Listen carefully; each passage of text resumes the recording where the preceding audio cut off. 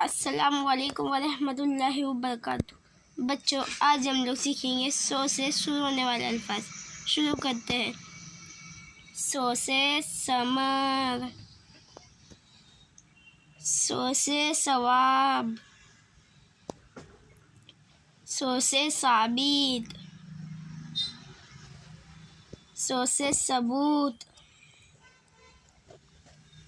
सौ से सालिस यानी सरपंच, सौ से समन यानी कीमती, सौ से साकिब यानी रोशनदार, सौ से सऊर यानी बैल,